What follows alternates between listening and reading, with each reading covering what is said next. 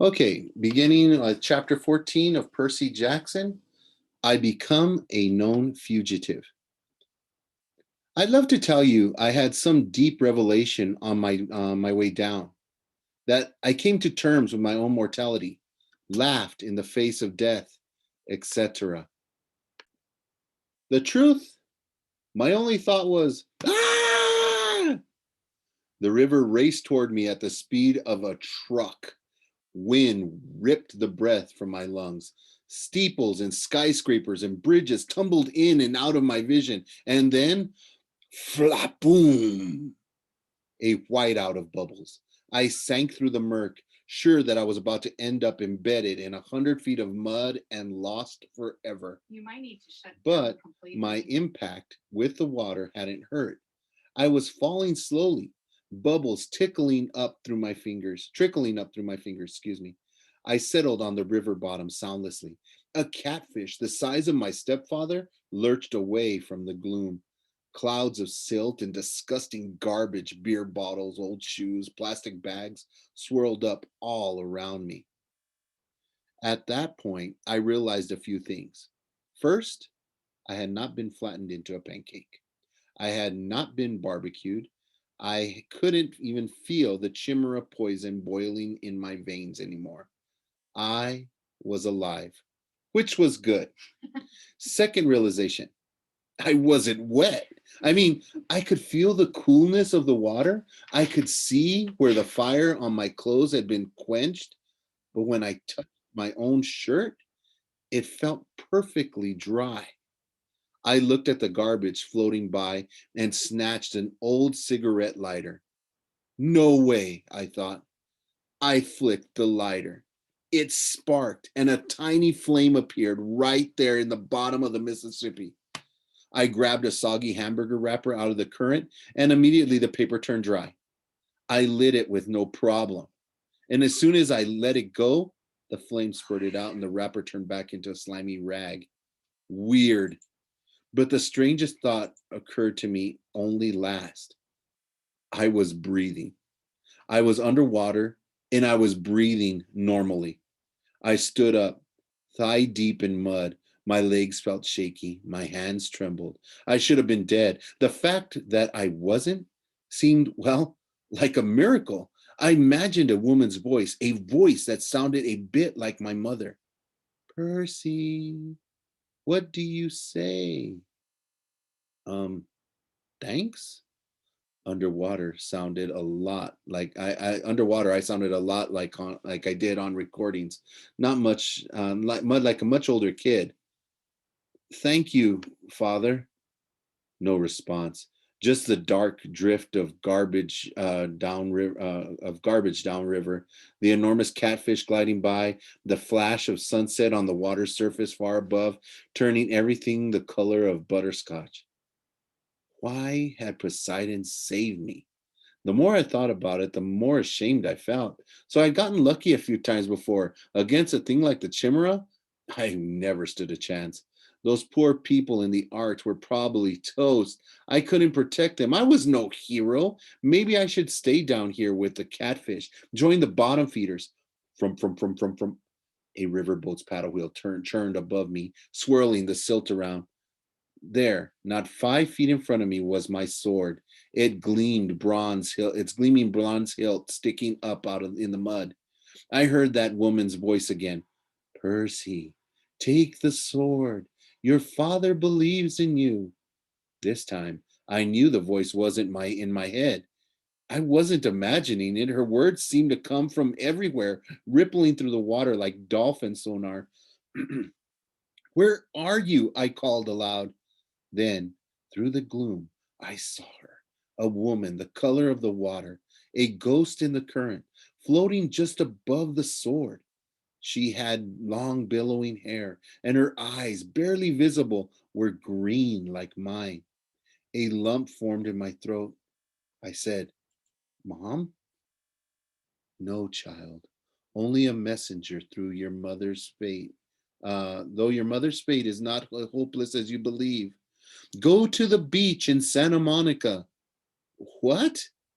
It is your father's will. Before you descend into the underworld, you must go to Santa Monica. Please, Percy. I cannot stay long. The river is too foul for my presence.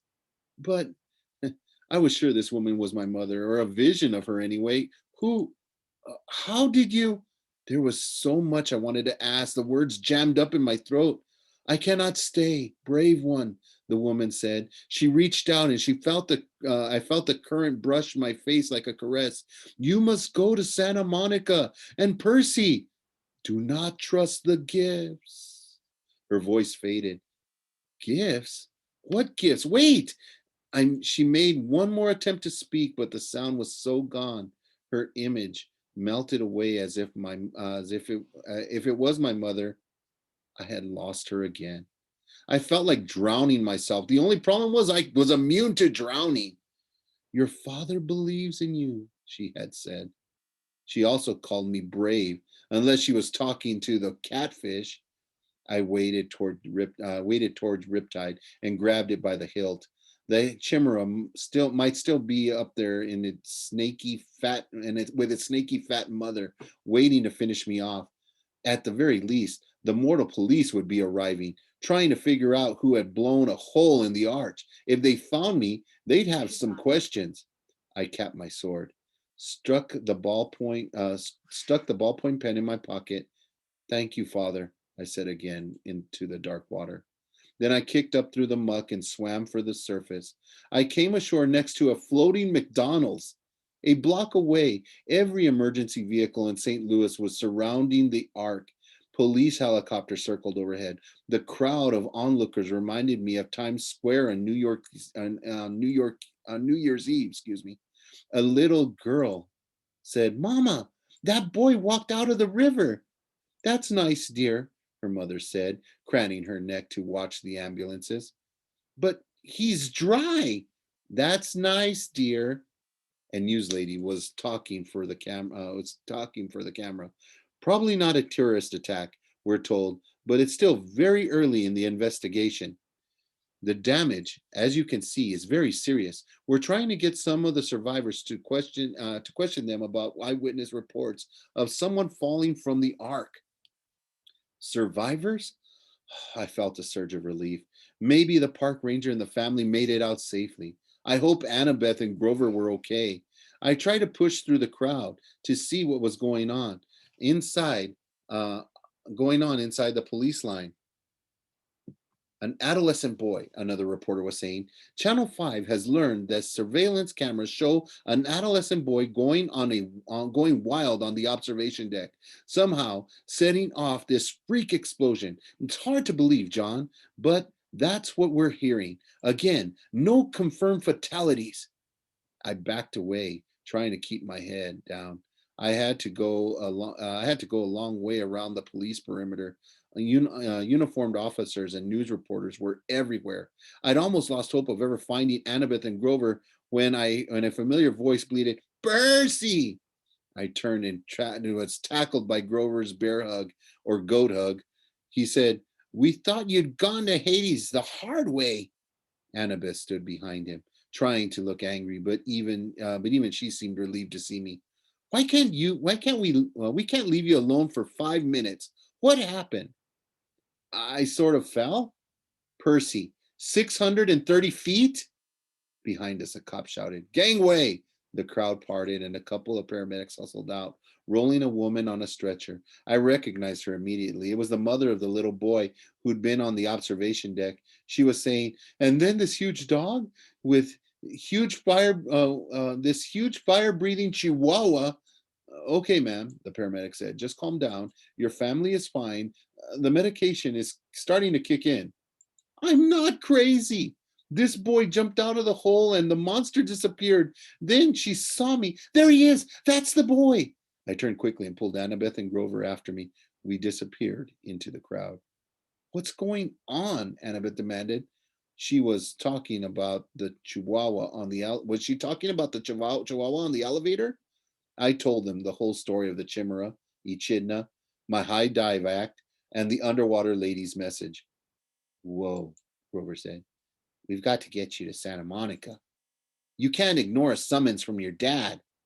Before Annabeth could respond, we passed another reporter doing breaking news, and I almost froze in my tracks when they said, "Percy Jackson, that's right, Dan. Channel 12 has learned that the boy who may have caused this explosion fits the description of a young man wanted by authorities for a series of New Jersey bus for a serious New Jersey bus accident 3 days ago, and the boy is believed to be traveling west. For our viewers at home, here is a photo of Percy Jackson." We ducked around the news van and slipped into the alley. "First things first," I told Grover. "We've got to get out of town." Somehow, we made it back to the Amtrak station without getting spotted. We got on board the train just before it pulled out for Denver. The train trundled west as darkness fell, police lights still pulsing against the St. Louis skyline behind us.